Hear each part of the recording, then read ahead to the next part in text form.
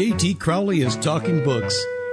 On the show, you'll hear from emerging talent and seasoned veterans from around the world. They'll give you their take on the writing process and how to create the secret sauce of page-turning deliciousness. Let's get into that magical mixture of the art and science of creativity. Here's J.T. Crowley, author of The Smart Kids, and your podcast host. Hello. I'm J.T. Crowley, and I'm extremely pleased to have on the show today Don Best, the author of the River Wild series. This series is a duology with the first book, The Gravedigger's Dream, promptly followed by the third, Promise, the second book. To get the full effect of this incredible story, you do need to read both books, everybody, in sequence. For reading them without sequence, you're not going to enjoy them.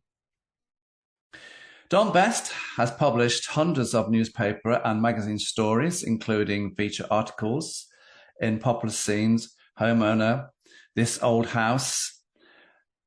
And he's also, been writing for a long time, everybody. And when we look at his, his publishings, particularly, around the TV show, The Old House, that's quite phenomenal. But also, he did publish in 2009, Moonlight on the Amazon, a compendium of true stories, essays based on his time he spent in the Brazilian Amazon. From old New England to the Amazonian rainforest, Don Best has worked as an award-winning journalist, expat novelist, and Christian missionary. He met his wife, Elizabeth, simply known as Betty, in Rio de Janeiro, while they worked as a journalistic photographic team. They ended up marrying, traveling the world, devoting their lives to each other and to their Christian missionary work. They have two grown-up sons, Paul and Jonathan, who have their own families, and they presently live near Charleston in South Carolina in the United States of America. Everything that Don has done has not been done without the backing and the full support of his wife, Betty. Betty has been very instrumental in the River Wild series. So that's why, everybody, they're both on the podcast today. Despite only Don's name appearing on the books as the author, let me tell you, Betty has had a huge influence on these books, everybody. As they say, behind every successful man is a successful woman, and vice versa. So let's invite them on the show to tell us how and why this intriguing River Wild series came about. Don, Betty, come and join me on the show. Hey, John. Good to join you. How are you? Doing good? I'm great. Betty? Hey, John. It's good to be here. Thank you for having us. Oh, you're very welcome. I want to go to the hub of this series, and I want to go to the first book. So, Don, Betty, I think it's only right that we start off by talking about the first book, The Gravedigger's Dream. Where did the idea and concept come from? Don, does this book stem from your father's ideology that as a child you should venture into the wild? Well, let's give credit where credit's due. My father believed in getting my brother and my sister and I out into the world and experiencing real adventure. And he wildly succeeded with me. I traveled a lot and ended up spending about 15 years altogether in Latin America, John. Puerto Rico and Paraguay, and a lot of years in Brazil, 10 years in Brazil.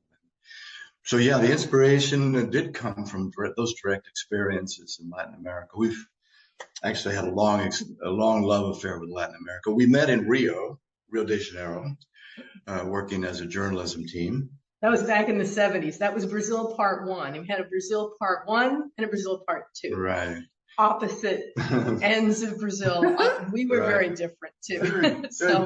Very different experiences, John. The first one was very cosmopolitan, living in Rio, and the second one was very rural, living in the Brazilian Amazon in the rainforest. We lived there for 10 years. Was that Manaus? Yeah. Not Manaus, but we were in Santarém, which is where the Tapajós River meets the Amazon River, right at that place. Tapajós being bigger than the Mississippi, but dwarfed by the Amazon. And Santarém was a city of 200,000, but it was the largest city within 600 miles. Manaus being on the west and Belém being on the east at the coast. So we traveled with teams. We were at a mission. We traveled with teams to probably about 70, 80, 100, I don't know, different river villages, repeating some of them. So we get to know the people there pretty well. It was pretty exciting.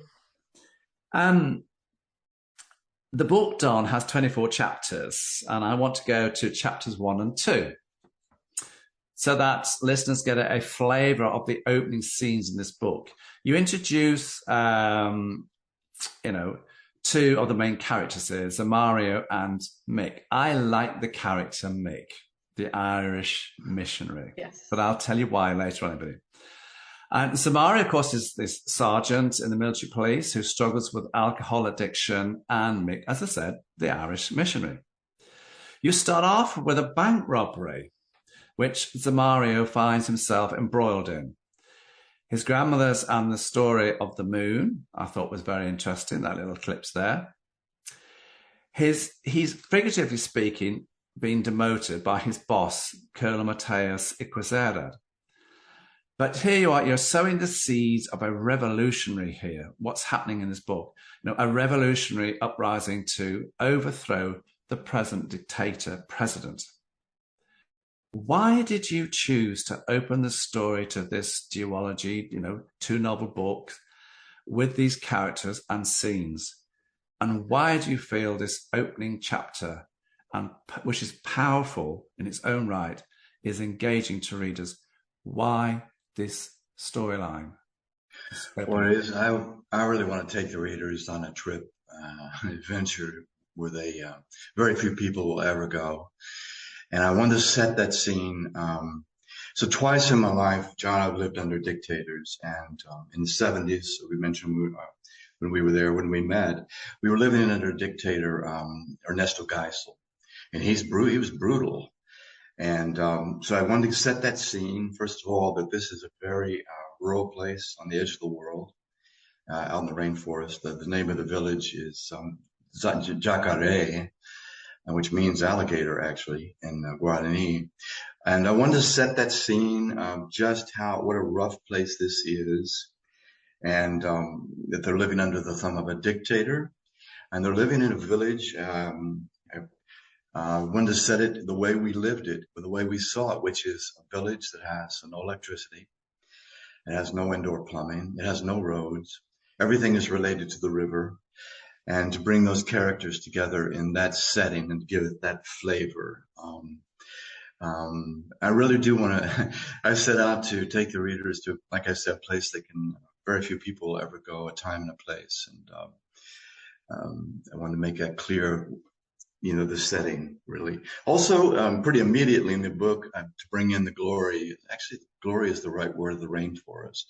What an extraordinary place. So those 3 things, I think the overarching political scene, which is dictatorship, local corruption, and then the rural setting of the village, and then this set in this incredible place called the Amazon rainforest. Yes, I understand it. And, when I look at the book, I can see the poverty that's within that village. It's very basic. Right. One of the conditions that his full name is Zamario, but that's shortened to Zé in the book, which is the way Brazilians do. Brazilians shorten your names from Zamario Licata down to just Zé. He is extremely poor, and he is after he's booted out of the military, is the village gravedigger. And there's not much room to dream there. There's not much hope. At one point in the early goings of the book, your character there, Mick, says, your problem is not poverty, and your problem is not disease, and it's not even actually the dictator. Your problem is hopelessness. It is, and I get that very strongly in the book. Yeah, right. Don, we can't go, buddy, we can't go into every chapter of the book because that's not the whole purpose of this podcast. The idea of the podcast is to give people a flavor of these two books. Right. So, I would like to go to chapter 13 because I like this chapter. So this is chapter 13 in the first book. Right. And for a couple of reasons. I enjoyed it, and more significantly, we start to see more of Samario, known as Z, motive, dreams. And we also get to see more of Alzira. Now, Alzira is the village witch. She's powerful, isn't she? She's a powerful sorcerer. And she's got some not so nice characteristics attached to her, but she has her use.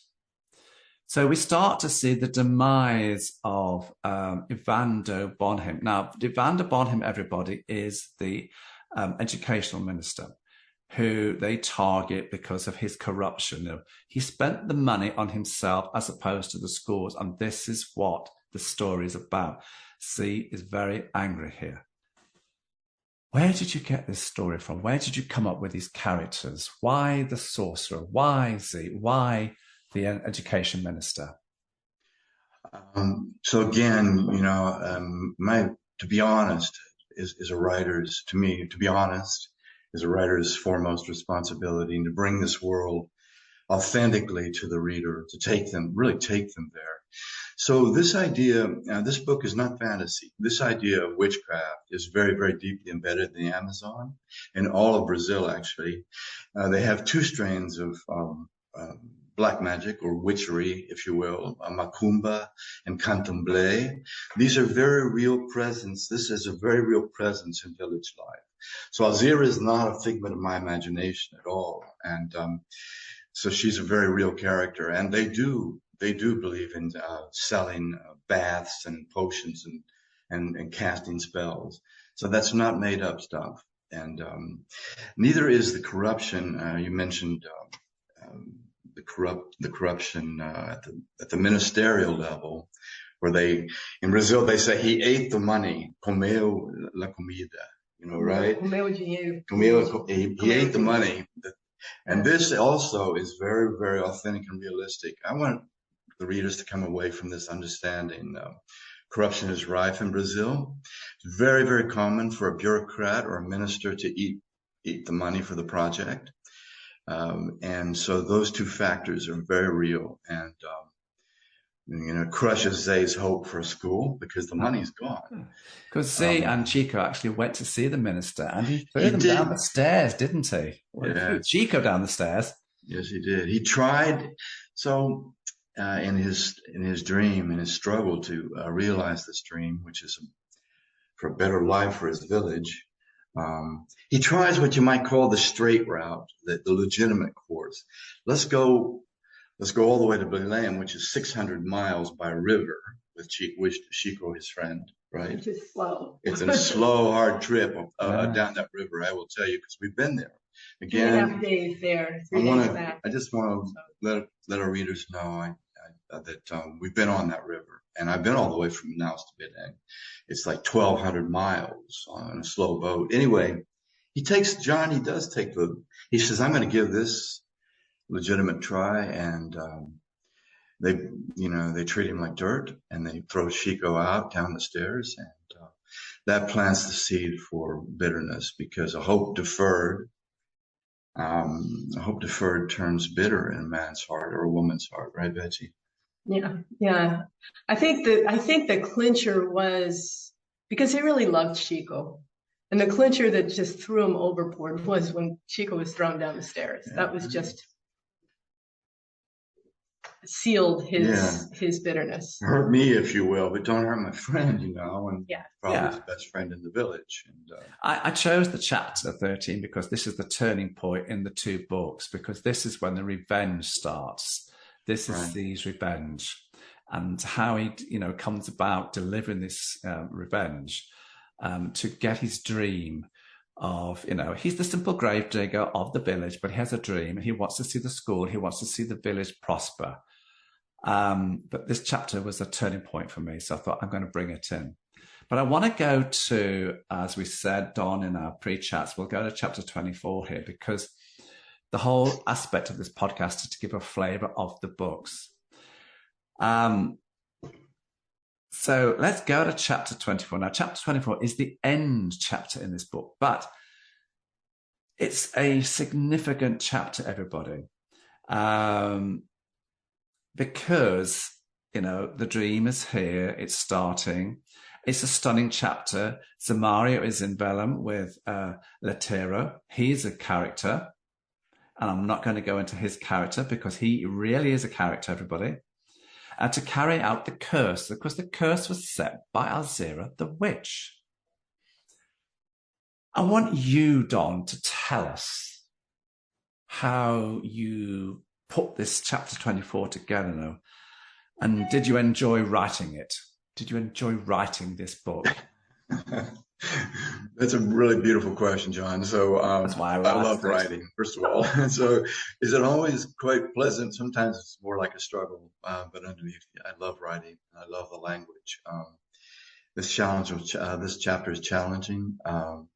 It does deal with something that's supernatural, which is so when a man's dream is deferred or turned to ashes, he becomes bitter. And like I say, this is a very real thing in Brazil. If you are angry, or you are your lover and you've been spurned, or you will turn to many people. Many people, yeah. Will turn to witchcraft to have and have a curse placed on them. Yeah. For that, and because they want somebody to fall in love with them, there's all kinds of little potions for every specific thing in your life. Potions and baths and sacrifices. I want to again tell those who are going to buy the book, and the two books, I hope, and read them in sequence, like you said. This is a very real thing, John. And traffic circles, even in the big cities, out in the villages, is very common to go to the local curandeira, they sometimes call them, or herbalist, but healer, they will say, use different names, but they're just euphemisms for the witch. They will go to her, and they will or him, it could be him, yeah, or him, could be, and pay in one way or another, pay for a curse. And this, in one way or another, involves money and also usually some sort of sacrifice. I don't want to spoil this chapter for the reader, but let me just say that in Rio, where we lived for 2 years, and Sao Paulo, the other big cities, you will come to a traffic circle. And out in the middle of the traffic circle, there will be a sacrificial altar placed. I mean, right in the middle of a little park, this traffic circle. And it will have candles, and it'll have a plate, and maybe other things, a cigar, maybe a shot of whiskey. Yeah, or a wine glass, a very nice wine. This is set up often by a person who has no money, but They will put out beautiful dinnerware and beautiful wine and so forth as a sacrifice. And the police will not touch it, John. No one will touch it.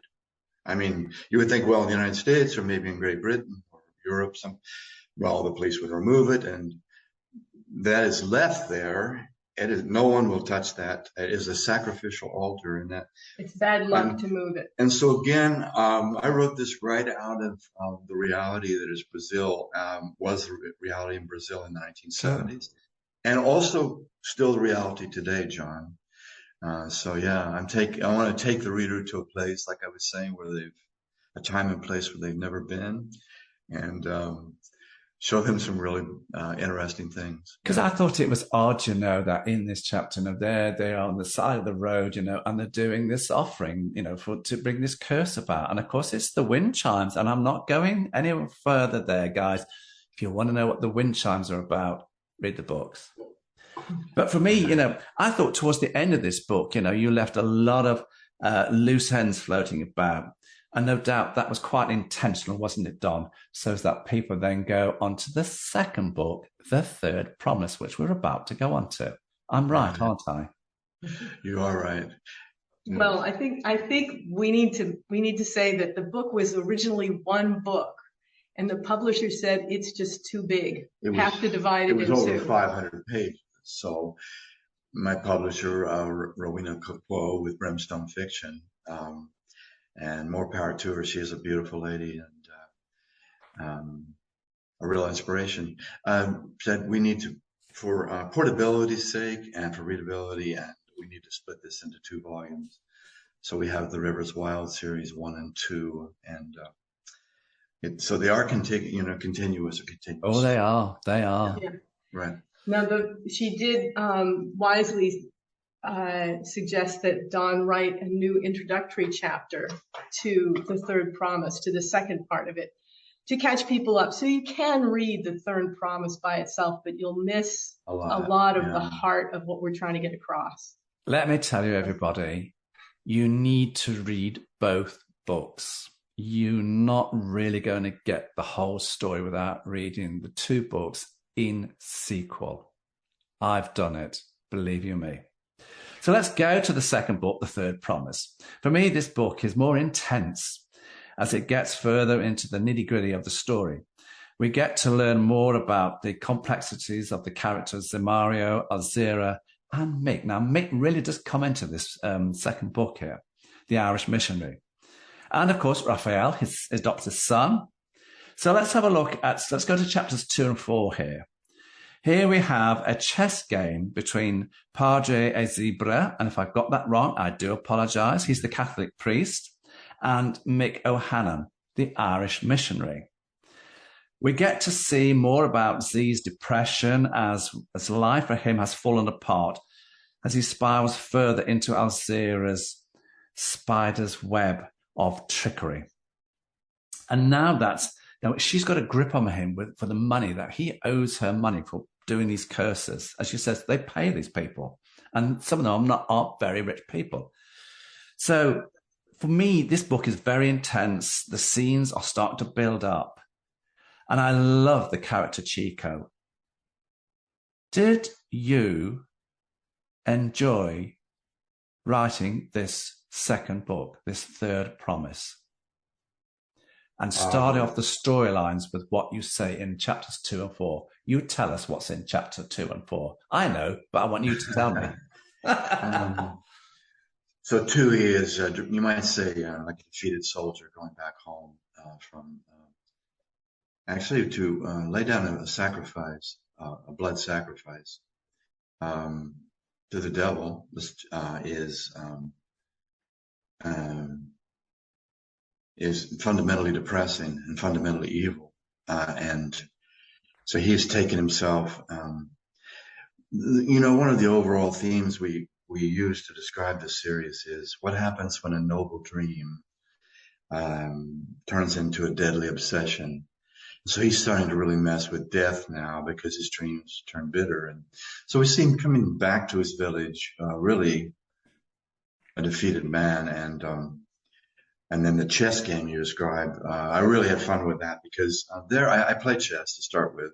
I thought so. And, so I'll go back really quickly here and just tell you I lived 2 years in Paraguay when I was in the Peace Corps.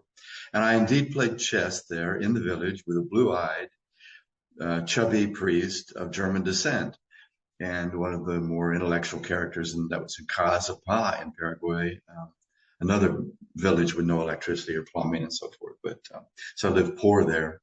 So that character, more than any other, I think is the only character in the book that is closely cast, I would say, after someone I knew.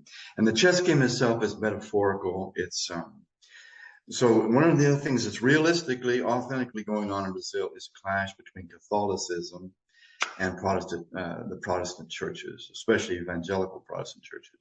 That is, there's no way to prettify that. That is a clash between those two religions. So that chess game is both very real. It's very real again. I think, again, as I said, John, my number one responsibility as a writer is to be honest as I can. So that's the reason for that scene. I like that scene very much, actually. I'm not going to spoil it by telling you who wins the chess game, or where that friction between the village priest and an Irish missionary, how that plays out. And I'm not going to tell you who wins the chess game either, folks. Can we go to chapter 13, Don, please? Now, I love this chapter. There's something about chapter 13 in your books. It's about Alzira's stranglehold over Z, with Raphael under her control. It's very interesting. You know, she's got his adopted son, his son there working for her. She's got a stranglehold over Z. Now, a child to be used as employment, as for payment of a debt. This is a very interesting aspect and a very interesting storyline. So I take it you saw a fair bit of that on your explorations, your missionary work. So I think you based this on what you saw. Am I right? Well, I think honestly, almost everything in that book is based on things I directly saw or experienced, or we experienced together. It's taken right out of life, right out of the life of the rainforest, and right out of the life of the Brazilians who lived there. So, what is I came up with the word indentured. I'm not sure maybe I did use it in the book once. So there's slavery, and then there is indentured, people who are indentured because of debt. And he finds himself, as you say, sinking into this. He's in deep debt to her and under her spiritual sway. And then she's not satisfied with that. What she's really after is his son Raphael, who is a really gifted young guy, and she's not so interested in the old man. She does. He's useful maybe in some ways, but she wants to get her hooks or claws into his son. And, so here we see again the dream deferred, or the dream turned bitter, leading to real evil, real trouble, real suffering. I mean, when I look at your book, there's some parts of this book, the Third Promise, are quite violent. When you go to chapter 15, you've got the brawl, the attack on Mick, the Irish missionary. Right. So again, that is, we know people who were stoned in the Amazon. It's a very, I'm a Christian. There are some Christian themes in the book, but this is not an overtly Christian book. It is more than anything meant to be an honest depiction or portrayal of life in the Amazon. And it's a very beautiful and dangerous place. And it's sometimes very violent. We know of people who have been stoned, actually. It's kind of a very crude pre-medieval way to express your anger towards someone, to throw rocks at them. But again, I want my readers to know that I'm not making this up. Yeah, I think the thing to remember is that we're all like that. These are people that are just like us, that are enclosed in an isolated river village, so that, and it's filled with gossip. So the tempers can run deep if they start to run. It's like a match hitting dry leaves. Not to indicate that the people are always, they're just violent people. But all of us will have that tendency if we're closed in close with an issue that has been blown out of proportion. Especially, you see, of course, has a few lies thrown in. Some lies and gossip swirling in this sea of lies and gossip. Alcohol, of course, is a contributing spirit. They call alcohol spirits, don't they? And so, and he sees now his son compromised or indentured. And so, Brazilians, I will say this, but we love Brazilians. We've had a long love affair with Brazil and Brazilians. They are by temperament actually very mellow people. Absolutely. And they're also very generous. Let's say some really beautiful things about the Brazilians. They're very generous people and laughing people and very musical people. Welcoming people. Yeah. But this book has universal themes, and that we all want to see our sons and daughters be healthy and grow up and realize their potential, and that is fundamentally his dream for his son Raphael. And when you see that crater or go to ashes, it brings out, even in a Brazilian, some real anger, and they will, like any other human being anywhere, they will become violent, right? And anger is often focused on the newest comer, the newcomer, and right. That's the source of all our. Or this other person is the source of all our problems. Isn't that very human, John? Absolutely. Yeah. And of course, the newcomer is Mick, isn't it? He is. Right. He happens to be. Now, he's a fascinating character, isn't he? Yeah. Because when I look at the books, everybody, the historical background of Mick O'Hanlon is fascinating. His journey from being involved in the paramilitary organizations in Northern Ireland and his transgression to be a missionary in Brazil. It's a phenomenal storyline. Why did you put him in? Why did you give him that character, those characteristics? Because I love the character Mick. Yeah, I like him too. And I like him very much. Actually, I have some Irish heritage myself, and we got the chance to visit Ireland. We'd love to go back. We went to Belfast, John, and we met a wonderful Irishman there who said, "I'm going to give you the warts and all tour." And by the time, yeah, warts and all about Northern Ireland. And by the time I explained to him, I never quite understood the troubles in Northern Ireland. And he said, well, by the time we're through here and walk around Belfast, you'll understand the troubles, at least more so. So I think it's very interesting. The Mick went from, okay, let's just look at Northern Ireland for a minute, rock throwing or maybe Molotov cocktails, and the violence in Northern Ireland, to some violence that erupts in a small village in the Amazon. He goes there meaning well, and doesn't always pull it off, let's say. He has certainly has some character problems of his own. I mean, let's talk about, he pays off Z's debts, but I don't go too far down that road. There are strings attached here, and there are some promises, aren't there? And that's why the book is called as it is, the third promise, because there are promises here. Do you want to briefly skirt around this issue here? I do want to skirt around giving too much away. Yeah, I don't want to spoil the book by telling too much. I think if you're interested in going someplace, like I say, where you've never been before, seeing some things that are authentically drawn, this would be a great book, a great Christmas gift. Maybe I would encourage people to get it as a 2-volume gift, let's say, for their friends. But 2 volumes, 2 volumes. Yeah, wrapped in a ribbon, maybe. Did you want to add something? I wanted to say something about flavor. Go on, you've touched that word twice. And I want to give credit to this beautiful woman here. So it's challenging to draw this book in an authentic way, in a culture that is not my native culture. I'm an American, and I know that culture pretty well, but still it's audacious. It's ambitious. So the reader will find some bits of Portuguese, for example, in the book, because their native language is Portuguese. And she is very fluent, or we both speak Portuguese and Spanish, but so she went, you ask about her contribution.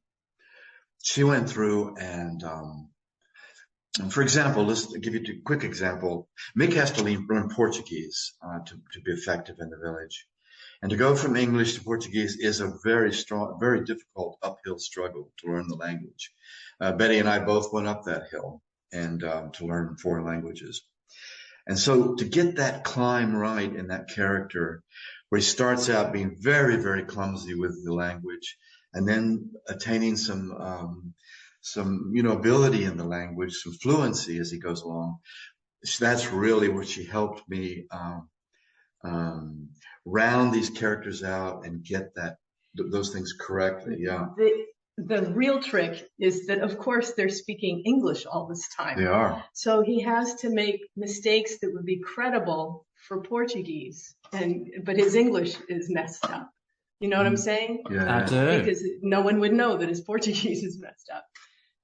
The same way with Zé, because he's a backwoods guy. He's not super educated. And his Portuguese needs to not sound like equivalent to Queen of England's English. You know what I mean? Right. So we had to make it in English sound a little backwoods without sounding like he came from Appalachia. He needs to sound like a Brazilian fisherman, you know? Right.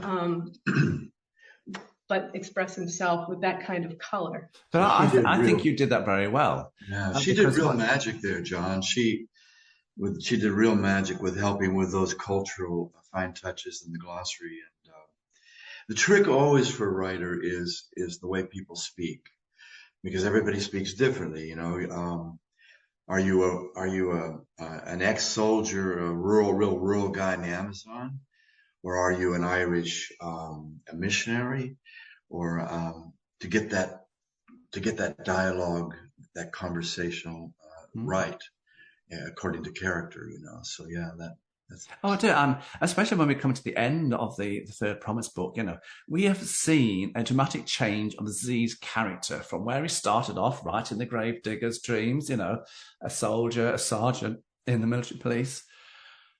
And it's like he's had an apparition to become a totally different person towards the end of the Third Promise, hasn't he? Mm-hmm. So, that is his change through the struggle and through actually making a lot of mistakes. And I believe people can change. And I believe one of the ways, maybe more often than not, John, we change because of failure and because of trouble. And I don't know, it seems like. Now, Z had a lot of failures. Yes, he did. Has a lot of failure. And I think, again, there's a universal theme there besides him so desperately wanting a better life for his family and his village and fighting for that. I think the other universal theme there is that one, that we fail. Sure. We fail. And we're human. And whether you're Irish or English or American or Australian or whatever your language, wherever you live, I think you'll recognize that struggle. And his dream is good. His dream is, it is a beautiful, his dream is good, everybody.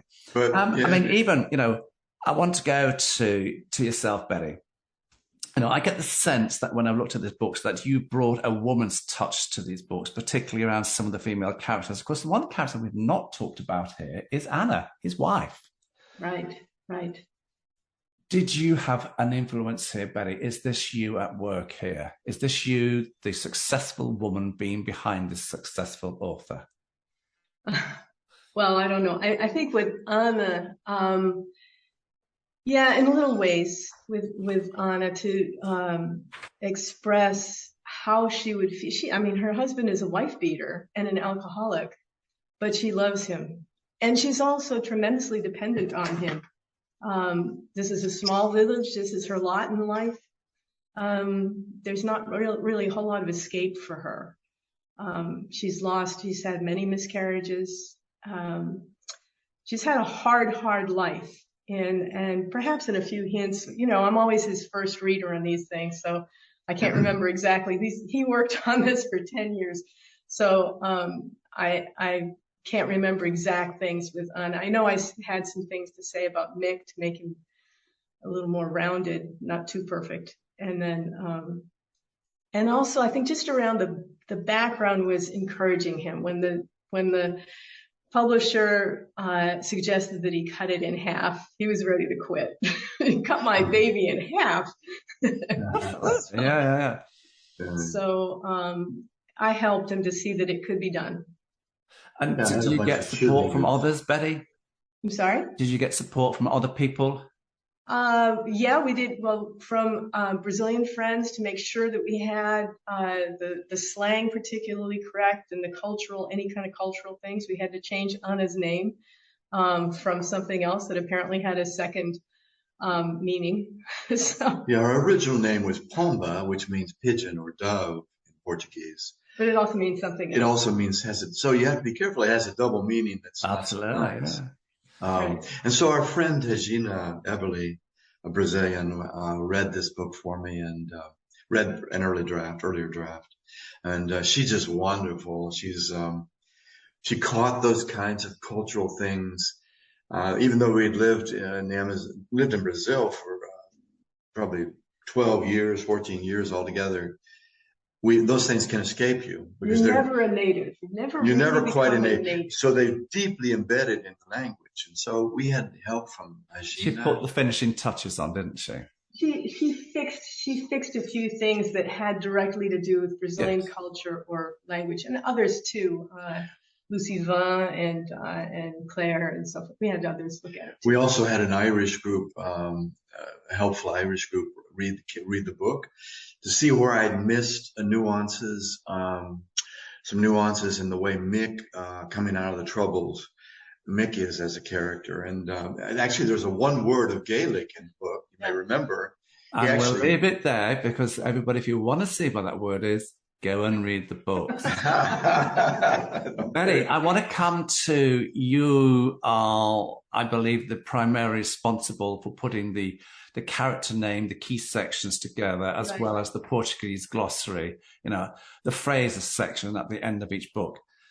Did you enjoy working with Don on these books? And would you agree that the books were inspired by 10 years of laughter, tears, and lessons hard won in the heart of the Brazilian rainforest? Absolutely. I fell in love with Brazil when I was 17 years old, had a Brazilian exchange student in my house.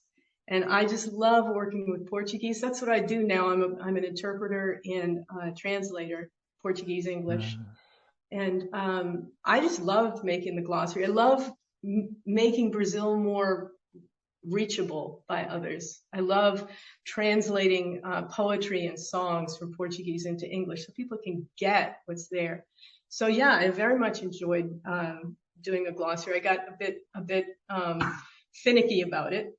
So I did my very, very best to reflect pronunciation in ways that people would understand. You can't really do that in print. There's an sound that doesn't exist. Can't do it. No, I get that. And but it was the book was the result of relationships in Brazil and laughing, crying, so forth with the people there.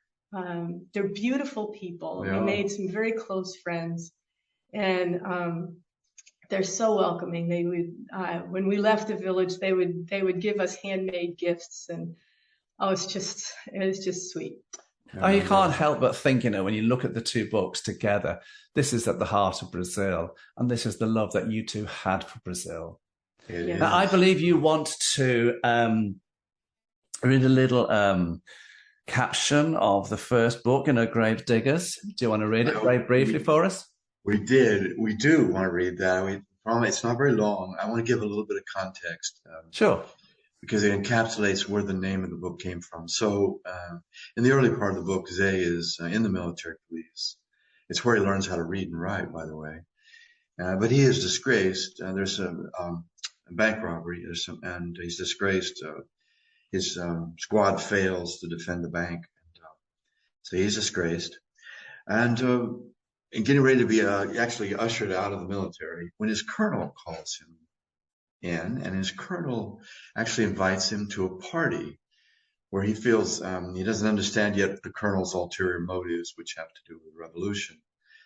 He's called to the colonel's daughter's birthday party. Daughter's birthday party, and indeed. he is so fish out of water. He is just completely out of his element with these officers and other people. And it's there that he meets Esmeralda, who is the colonel's daughter. And this is where his life changes. Okay, let's go. Then, as from a dream, Esmeralda appeared, the birthday girl, imparting a vision of excellence that has haunted me ever since. Though only 10, she was already a perfect flower, blooming with health, intelligence, and charm. She smiled with straight white teeth and showed off her dimples on fine rosy cheeks. She moved around the room in her violet petticoats like a fairy princess, introducing herself with politeness and poise. I tried for half a moment to place her on the island with our barefoot boys and dull-eyed girls, and found the stretch too painful. Suddenly, the princess was standing right before me. With a smile, a curtsy, and a single word, she delighted me. Encantada, then moved quickly on, little knowing or caring how much damage she'd done. Later, under the doting eyes of her father, Esmeralda recited a long, enchanting poem, Easy as You Please, then moved to the piano and played us a waltz. As the last note sounded and the applause died away, the colonel proudly announced that his daughter was studying algebra and English. I didn't know what algebra was, still don't really, but I do know this. Esmeralda was so wonderfully different from the ragged pot-bellied kids in Jacare that she seemed a different species altogether. So came my first real glimpse of excellence, and with it, a world of discontent and trouble. There you go, everybody. That gives you just a flavor of how well constructed this book, these two books really are. Don, Betty, where do you see the market for your books? And more importantly, who would you like to see reading your books? Ooh, that's a good question. Everyone. I think if you like, I think if you love fiction, and you want to, as I mentioned a couple of times before, if you want to go to a time and place, very few people can go into the places we went and where we lived and meet this extraordinary cast of characters. And get to know them. I mean, there are eco tours and so forth where people are taken to villages that are authentic villages where they see a different tourist every day. But to really understand and really know a culture that you really are not probably going to get a chance to know, that reflects a lot about ourselves. When you strip away all the cultural norms and so forth that we're quite used to, and just get down to the human beings, I think this teaches us a lot, not only about Amazonian culture, small river village culture, but about ourselves and some of our own foibles. Oh, absolutely. Wow. Don, where can people get your books from? Well, it's on Amazon. It's on my own website at donbestauthor.com. It's on the publisher's website. That's brimstonefiction.com.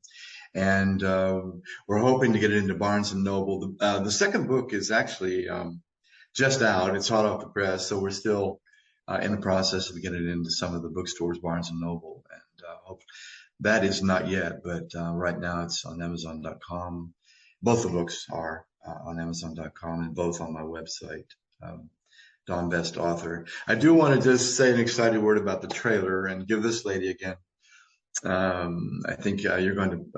The trailer, everybody, is in the written introduction. You can click the link and you can watch it. I've put it on the written introduction, everybody. It's fantastic. So just to give this lady again her due credit.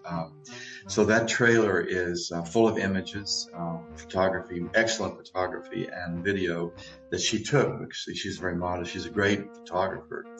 And so she took hundreds, if not thousands, of pictures while we were in the Amazon. So that trailer, which is 90 seconds, those images are all, most, if not all, hers. I love the music to it, Betty. I love the music you put towards it. So, anyway, Don and Betty, thank you so much for coming on the show. Don and Betty, best. Thank you. Thank you, John. Really appreciate it. I'm JT Crowley. Thanks for listening, watching wherever you are in the world. So until next time, stay safe.